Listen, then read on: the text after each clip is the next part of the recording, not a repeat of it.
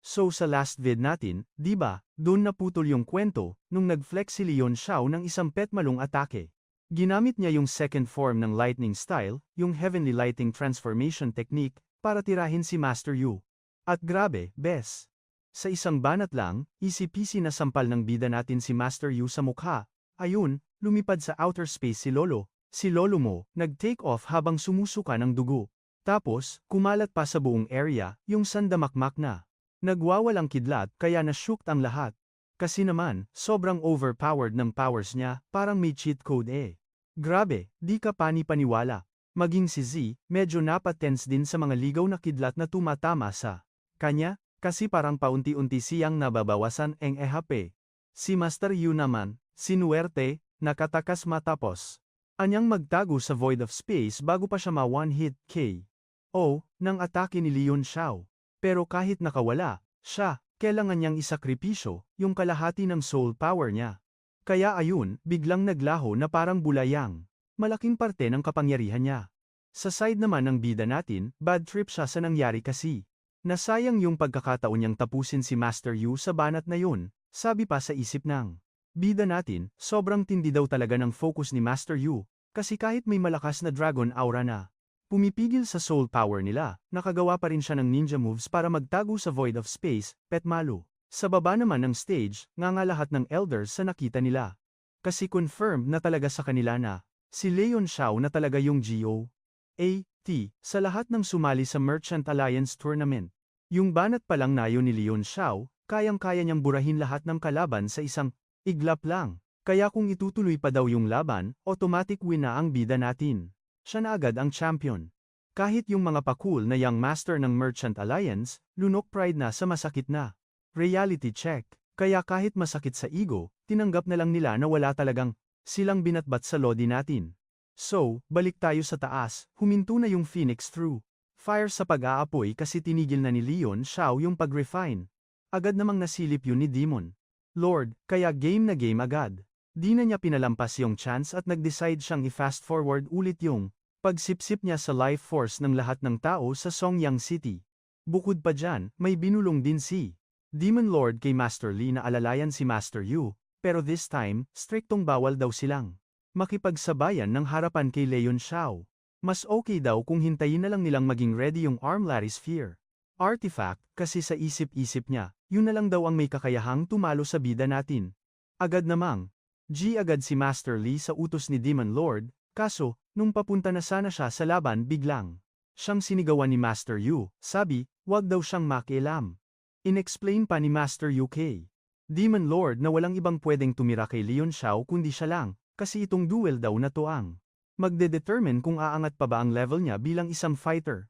Plus, promise na rin daw niya sa kanyang alam na alam niyang sa bakbakan na to, isa lang sa kanila ni Leon Xiao ang makakalabas ng buhay. So ang ending, kailangan niyang i-carry to, wala nang atrasan. Grabe, sa mga linyahan ni Master Yu, biglang na-stun sina Demon Lord Shang at Master Leia, nag-buffer ang utak sa next move. Si Leon Xiao naman, parang low-key na impress pero may kasamang pang-asar sa tapang ni Master Yu, sabay tanong kung ano bang ikina special niya, na nilalang. Humirit pa si Leon Xiao, kung may diskarte na ba raw si Master para tapatan siya. Like, alam naman daw nilang pareho na mga martial sovereign realm expert lang ang kayang makipagsabayan sa lightning transformation niya. Sa mga tanong na yun ng Lodi, G namang sumagot si Master, at buong angas niyang sinabi na kahit di raw siya gumagamit ng siyam na heavens China na gaya ng mga martial sovereign realm expert, di raw ibig sabihin noon otulus na siya sa laban. Marami pa raw siyang baon na pwedeng ipang-counter sa lightning transformation technique. At isa na roon yung solid na skill na para lang daw talaga sa lahi nilang monster. Biglang nagseryoso, yung mukha ni Leon Xiao, nung narinig yun, na feel niyang hindi nagjo-joke si Master. Sa mga banat niya. After ng trash talkan, go na si Leon Xiao, sumugod agad gamit yung sobrang lupit niyang heavenly lighting transformation technique. Pero shit, di inasahan ng lahat, biglang nag-anyong halimaw si Master, parang lobo ang itsura. Sa taas, mega shocked si Demon Lord. Siyang sa diskarte ni Master Yu, parang naghang yung utak niya sa nasaksihan, for some reason. Ilang saglit pa, pagka-transform ni Master, buong tapang niyang sinalubong yung banat ni Leon Xiao, at doon sa nangyari, na mind blown ang bida natin. Di niya magets kung bakit parang wala lang yung atake niya. Mas naging wild palalo yung sumunod na eksena, kasi nagawa pa ni Master Yu na basagin yung heavenly lighting transformation technique ni Leon Shouwo. Nung makita yon ng lahat, grabe yung kaba nila para sa lodi natin. Kaya ayun, di nila napigilang mapatili. Tuloy-tuloy lang ang pagiging beast mode ni Master sa pag-atake, at sa puntong 2, halos wala na siyang pinagkaiba sa mga demonic beast na nasa pang-siyam na rank, napaisip naman ng malalim. Si Master Lee sa ginawa ni Master Yu, at tinanong kung anong trip niya at ginamit pa yang forbidden technique ng kanilang angkan. Sabi pa ni Master Lee, Delex na raw ngayon ang buhay ni Master Yu. At kahit manalo pa siya kay Leon Shouwo, wala na ring silbi kasi ang kapalit naman nun ay yung sarili niyang buhay.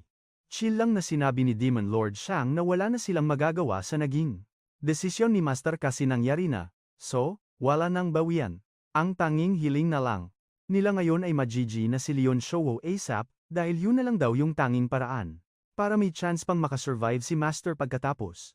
Habang nagpapraning naman ang Monster Race, Diyos ko, give up na rin si Master Yu at ang buong tropa ng bida natin, kaya itong isang disciple niya. Si Hawan, nag-beast mode at biglang sumugod. Kaso, paglabas pa lang niya ng kanilang defense shield. Galing sa T-Chang ang Animal Plate, bumungad agad sa kanya ang isang sobrang lakas na Dragon Aura. Ayun, ending, epic fail ang forma niya. Walay man lang nagawa. Tumalsik lang siya pabalik. On the spot, sinapok agad ni Musan si Hawan kasi naman. Lalo lang daw niyang ginagawang komplikado yung sitwasyon sa mga pabibo moves niya. Hay nako, sabi niya, wala na raw silang magagawa for now. Kaya ang best move daw ay mag-trust the process na lang sila sa lodi nating bida. Para di na sila maging pabuhat pa, gets? G naman agad si Vice. Master L, kasi sobrang OP daw talaga nung Dragon Aura. Di raw nila yun kayang-kayang talunin kung wala silang soul power na kasing level ng kay Leon Shou. Si VP Queen naman, biglang nag-check kung may plan B pa ba sila, kasi kailangan na raw nilang mag-prepare ng pangalawang plano, lalo na't mukhang sablay na yung diskarte ni Leon Shou. Pero sa tanong na yun VP Key, sin zone lang. Walang ni isang sumagot, kaya bumasag na lang sa katahimikan si Elder Zhang at sinabing, na mukhang ang one and only hope na lang nila ay hintaying malobat ang Dragon Aura ni Shang Zizi. At pag nangyari yun, easy-peasy na lang daw nilang tatalunin yung mga monster at yung Abidarm Wheel artifact kahit gaano pa yan ka beast mode. Pero sa sagot na yan ni Elder Zhang, napa-facepalm na lang si Vice Master Lu. Parang sinasabi niya, di na raw pwedeng tumunganga lang sila at umasa sa sana all moments. Kasi kung feel na feel daw nila ngayon yung Obidharma WHL artifact, mas lalo pa raw itong nag-level up at bumilis kumpara kanina. Kaya parang nasayang lang yung effort ni Leon Shou kanina. Anyway, sa gitna ng nagkakagulong eksena, biglang sumingit si Chen Fang. Sabi niya, mukhang time na para i-reveal yung kanina pa niyang binubuong plano. At kung sakaling mag-work daw to, may chance na ilan sa kanila ay makakasurvive. Pero pag pumalpak to, well, tanggapin na lang daw nilang GGWP na sila. Shocked ang mga elders sa narinig nila, pero kahit alam nilang delikado yung plano ni Chen Feng, G pa rin sila sa idea niya. Kaya tinanong na nila kung ano ba yung pasabog niyang plano. Gets naman agad ni Elder Zhou yung trip ng young master niya, pero ninenervyos din siya kung magiging easy lang yun, kaya tinanong niya, Boss, gaano ka ka-sure dyan, na magwo-work yan? Umiling lang si Chen Feng. Inamin niyang 50-50 lang talaga ang plano niya, as in, lalo na't first time niyang susubukan to. Plus, kailangan pa raw nito ng sapat na oras para ma-execute. At kung sakaling gumana man, sure daw siyang mga 5 tao lang sa kanila ang pwedeng makatakas sa lugar na to. Pagkasabi nun, nilabas na ni Chen Feng yung kanyang uber-powerful na ika-siyam na rank na Purple Serpent Artifact. Tapos sinabi niya na ito raw ang magiging getaway ticket nila. Dito sa Songyang City, finlex ni Chen Fang, yung G-skill niyang special traversal ability na sobrang OP, walang pwedeng pumigil, kahit pa yung super tinding formation ng monster race para ma-corner sila. Grabe, na-shocked si Vice President Keys sa sinabi ni Chen Fang, pero sinigurado niya muna kung legit ba talagang carry niyang mag-teleport ng mga tao palabas ng Songyang City. Bet, sagot agad ni Chen Feng, kasi mismong airpats niya raw ang nagchika sa kanya kung gaano kalupit ang abot nito, at 100% sure siyang totoo yun. Sabi pa ni Chen Fang, galing din daw sa tatay niya yung info tungkol sa powers ng pangsayam na rank na Purple Serpent Artifact. Kasi sa kanya, mismo to galing nung siya yung napiling tagapagmana. Nako, di napigilan ni Vice President Kuyi na madismaya sa narinig niya kay Chen Feng. Kung airpods lang daw niya ang andito, solve na sana. Ang problema. Umepal naman ng mayabang si Elder Zhu, kasi sa isang pitik lang daw ng sect leader nila, abo na agad yung mga weakling sa monster race, easy peasy lang, ng monster race. Pero wait, may pa-plot twist. Biglang nag-humble mode si Vice President Case. Kay Chen Feng, nakiusap na isama yung anak niya sa mga tatakas. Ayaw niya kasing matigok lang ang buhay nito. Dito, super gulat si Kuan, di niya magets kung bakit iiwan niya ang tatay niya. Kaya nung una, nag-inarte pa siya at ayaw pumayag. Kaso, sinabihan siya ng tatay niya na magiging pabigat lang. Siya kung mag-i-stay pa siya doon. Kaya no choice, wala na siyang magawa. For the second time, nagmakaawa ulit si Vice President Case na bigyan ng isang slot si Kuan sa mga tatakas, at nung nakita yun, ng lahat, grabe. Napanganga sila, di nila in-expect na yung isang taong sobrang taas ng pride ay luluhod. Nang ganun na lang, parang wala lang. G namang pumayag si Chen Fang sa hiling ni Vice President Case, at nilinaw pa niya na isasama naman daw talaga niya si Kuan kahit di na. Ito hilingin pa. Sa moment na yun, naiyak na lang bigla si Kuan. Kasi gets na niya na kailangan niyang tanggapin na siya lang ang aalis, bilang respeto na rin. Sa pagpapakumbaba ng airpods niya. Habang nag-emote sila, biglang sumulpot yang epal. Na si Shudan at ang kapal ng mukhang nag-request na isama rin siya kapalit ng kahit ano. Sabi pa ni Shudan, kahit daw wali siyang dalang datong ngayon, carry niya raw magbayad ng kahit magkano pag nakalabas siya ng buhay dito. Asa ka, banat agad ni Chen Feng. Ang palusot niya, limited lang daw yung slot sa artifact niya. Kaya naman, kailangan daw pag-isipang mabuti kung sino-sino ang isasama. Na bad trip naman si Shudan sa sinabi sa kanya ni Chen Feng. Kaya pasigaw niyang kinuwestiyon kung sino naman daw sa kanila ang mas deserving na maligtas kaysa sa kanya. Sinagot naman siya on the spot ni Chen Fang, yung mga miyembro ng sect nila na nandoon.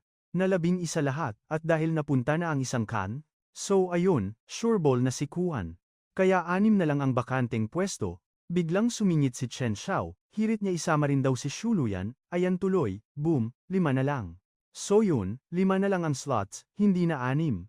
Asar talo si Chen Fang, feeling niya inagawan siya ng spotlight ni Chen Xiao. Kaya sinabihan niya si Koya na wag masyadong papansin. Pero deadma lang si Chen Xiao, parang wala lang. Grabe yung effort niyang ibaba ang pride para lang sa bebe niyang si Shuyan, para lang ma-save yung slot nito sa listahan. Tapos eto pa, nag-promise pa si Chen Xiao na ititigil na raw niya yung away nila ni Chen Feng.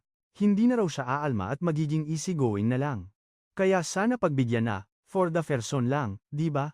Nga na lang yung mga taga-sword sect sa drama ni Chen Xiao, as in, gulat na gulat sila na. Carry niyang isang tabi, yung pride para lang sa isang babae. Pati si Elder Zhou, napakunot-noo na lang sa mga nangyayari. Kasi sa paningin niya, parang game na game si Chen Xiao na magwala kapag hindi nasama si Sholuyan. Pero si Chen Feng, iba mag-isip, na-realize niyang ito na yung chance niya para mapatino ang isa sa mga pasaway sa sect nila. At saka, to be fair, balak na rin naman daw niya talagang isama si Sholuyan sa mga makakasali sa artifact niya. Kaya win-win situation to para sa kanya, nakuha pa niya ang loob ni Chen Xiao. At sa huli, pinagbigyan na ni Chen Fang yung request ni Chen Xiao, at sobrang thankful naman yung dalawa. Pagkatapos noon, hinarap ni Chen Fang yung crowd para i-announce na 5 na lang yung available na slots at siya na raw ang bahala kung sino ang mga lucky ones. Ang unang tinawag ni Chen Fang, si Elder Kanan. Sabi niya, may isang pwesto para sa kanya kasi malakas daw yung kapit niya sa kanilang sword sect kahit taga-Mondo Merchant Guild pa siya. Mabilis pa sa 4:00 nagpasalamat si Elder Kun, habang si Shash naman, ayun, nagpapakyut sa gilid, gustong-gusto rin kasing makasama. Sunod na pinangalanan ni Chen Fang, si Li Fayo. Kasi naman, isa raw to sa 4 na bigati ng norte at sobrang laking kawalan daw sa buong kontinente kung tepok lang siya dito. Pagkatapos, tinawag naman ni Chen Fang si Tang Xin, sabay explain na heir daw to ng isa sa 10 pinakamalakas na emperor ng kontinente, kaya ayaw niya raw na mag-amok yung master niya kapag inisnab lang nila siya rito. Habang satsat ng satsat si Chen Feng, biglang sumingit sa usapan si Elder Zhang, sabi isali rin daw yung young master nilang si Chen Wudi, kahit pa mag-abot pa sila ng malaki. Game agad si Chen Feng, pero di na raw siya tatanggap ng bayad kasi plano na rin naman daw niyang isama si Koya, kahit di pa ino-offer. Ang kaso, ayaw ni Chen Wudi na magkaroon ng utang na loob. Kaya babawi na lang daw siya sa susunod, pag si Chen Feng naman ang sword sect ang mangailangan ng tulong. Samantala, yung feeling special na si SH Dan, gigil na. Kaya diretsahan niyang sinabi na sa kanya na mapupunta yung huling slot, at bawal ng kumontra. Bigla namang sumulpot sa usapan si Elder Ming, at tinanong kung may pag-asa pa ba siya. Isa na lang yung pwesto, girl. Kaso bago pa may Maka-G, biglang sumingit si Shu Danhe, beast mode agad. Ang dami pang kuda. Sabi niya kasi, si Shu Danhe at ang squad niyang Thunderwind Merchant Guild daw ang nagpasok kay Xiang Zi, so wag daw. Makisawsaw si Elder Ming sa drama. Si Chen Feng naman, chill lang, deadma sa bardagulan ng dalawang to. Napatingin na lang siya sa taas para panuurin niyang rambulan. Nina Leon Xiao at Master Yu. Habang chine-check niya yung laban, na-realize niya na yung OG plan niya pala, ibigay, yung last slot kay Leon Xiao kasi bet na bet niya to as a rival. Kaso parang for now, mukhang wali pang balak si Leon Xiao na tapusin yung fight. Kaya yung natitirang slot, ipapasa na lang daw niya sa Tianyuan Merchant Guild. Kahit sino daw sa kanila, G na G siyang isama at wala daw pwedeng umangal sa desisyon niya, kaya di na daw siya tatanggap ng ibang suggestions, period. Pero plot twist, Mars. Biglang humindi si Yun Xiang, sabi niya, as in no way daw na may sasama. Sa kanila kasi aabangan daw nilang bumaba si Leon Xiao. Hirit pa ni Ding Linger if mag-i-stay daw si Leon Xiao dito na rin sila for life. Kaya yung last slot, sabi nila kay Chen Fang, ibigay na lang niya sa iba. Grabe, shook si Chen Feng sa sagot nung dalawa. Di niya kinaya na may ganun pa palang kasolid na loyalty at tiwala kay Leon Xiao, kahit kitang-kita ng dehado na yung lodi nila. Napasilip tuloy si Chen Fang kina Silan at Moss, pero same vibes din ang pinapakita ng mga to. Yung reaksyon, be. Kaya di na niya napigilang mapanganga, as in shook to the max talaga.